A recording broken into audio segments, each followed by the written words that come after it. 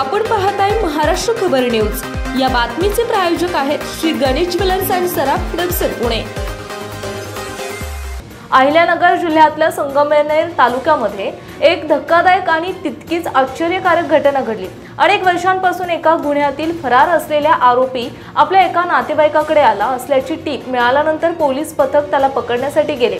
सावध असलेल्या आरोपीला पोलीस आल्याचा सुगावा लागताच त्याने तिथून धूम ठोकली। पोलीसही त्याच्या पाठोपाठ धावले। रात्रीच्या वेळी आरोपी आणि पोलिसांचा हा पाठशिवणीचा खेळ चालू असताना अंदाज न आल्याने आरोपी विहिरीत पडला। त्याच्या मागे पळत असलेल्या पोलिसालाही अंदाज न आल्याने तोही विहिरीत पडला। नंतर गावकऱ्यांनी दोघांनाही विहिरीतून सुरक्षितरित्या बाहेर काढलं। सध्या त्यांच्यावर रुग्णालयामध्ये उपचार सुरू आहे। याबाबत मिळालेली माहिती अशी की संगमनेर तालुक्यातील सांगवी गावामध्ये ही घटना घडली। जुन्या वादाच्या कारणावरून तालुक्यामध्ये 2016 साली हाणामारी झाल्याची एक घटना घडली होती। या घटनेतील आरोपीने आपल्या मामा आणि मामीला जमिनीच्या वादातून बेदम मारहाण केली होती। त्यामुळे या आरोपी विरुद्ध पोलीस ठाण्यात गंभीर गुन्हा दाखल करण्यात आला होता।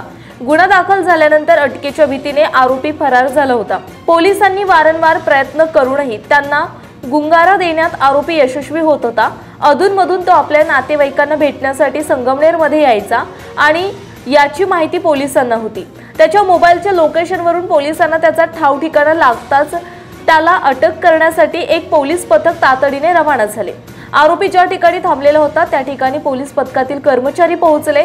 आपल्याला पकडण्यासाठी पोलीस पथक आल्याची कुणकुण लागताच या आरोपीने पोलिसांना धक्का देऊन पलायन केलं। पोलीस पथकाने त्याचा पाठलाग केला। एका शेतातून आरोपी पुढे पळत होता तर पोलीस पथक मागून त्याचा पाठलाग करीत होते।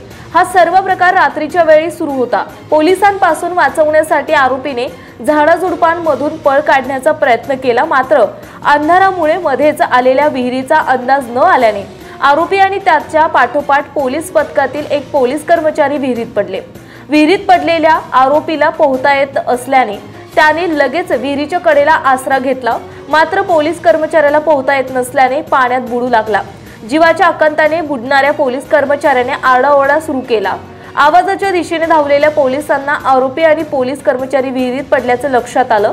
त्यांनी तातडीने काही ग्रामस्थांच्या मदतीने दोघांनाही विहिरीतून बाहेर काढले आणि उपचारासाठी रुग्णालयात दाखल केलं।